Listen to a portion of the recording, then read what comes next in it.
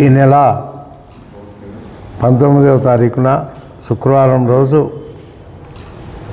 2 గంటలకు కమలాపురం చర్చికి ఎదురుగా మా ప్రీతమ నాయకుడు నారా చంద్రబాబు నాయుడు గారు పబ్లిక్ మీటింగ్ ఉన్నది.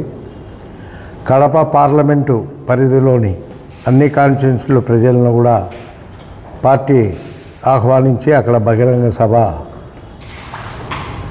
పెడుతున్నారు. కాబట్టి పొద్దుటూరు నియోజకవర్గం నుంచి కూడా తెలుగుదేశం పార్టీ నాయకులకందరికీ కూడా పార్టీ భారీ జన సమీకరణ చేయమని చెప్పేసి ఆదేశించింది.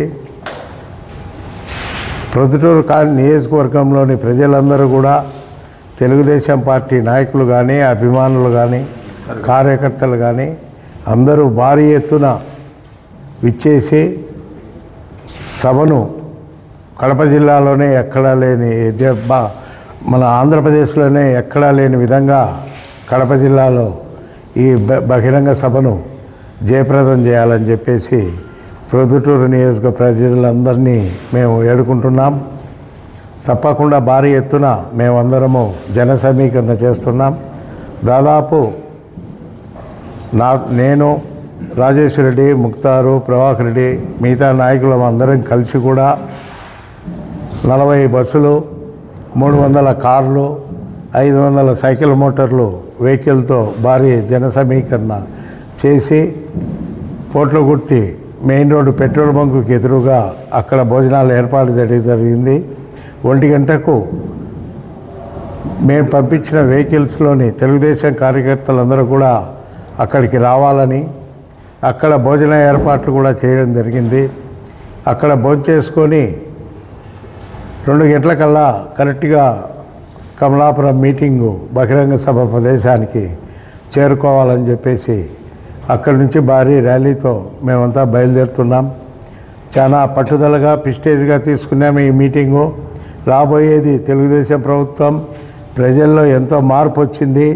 తెలుగుదేశం ఈ జిల్లాలో కూడా 10 సీట్లకు గాను 9 సీట్లు మేము గెలగలుగుతామని పూర్తి నమ్మకంతో ఉన్నాం. ప్రజలు మద్దతు తెలుగుదేశం వైపు పూర్తిగా ఉంది కాబట్టి ఎంతో ప్రజలు కూడా ఉత్సాహంగా ఉన్నారు. ఈ మీటింగులకు ఎక్కడ చూసినా భారీ జన సమీకరణ, భారీ ఎత్తున స్వతంత్రంగా కూడా వస్తున్నారు. కాబట్టి తెలుగుదేశానికి మళ్ళా పూర్వవైపు వస్తుంది. చంద్రబాబు నాయుడు గారు ముఖ్యమంత్రి అవుతారు. నారా లోకేష్ గారి పాదయాత్ర కూడా విజయంగా నడిచింది. ఎన్ని అడ్డంకులు ప్రభుత్వం కల్పించినా కూడా భారీ ఎత్తున జనాలు వచ్చి యువకుడు అని చెప్పేసి భవిష్యత్తు కాబోయే ముఖ్యమంత్రి అని చెప్పేసి ఆయన్ను ఆశీర్వదించడం కూడా ప్రజలు మనమందరం చూసినాం. కాబట్టి ఇంకా రాష్ట్రంలో అనేక చోట్ల లోకేష్ బాబు గారు, చంద్రబాబు నాయుడు మీటింగులు పెట్టి విజయవంతంగా జరుగుతున్నాయి. కాబట్టి వచ్చేది తెలుగుదేశం ప్రభుత్వమే.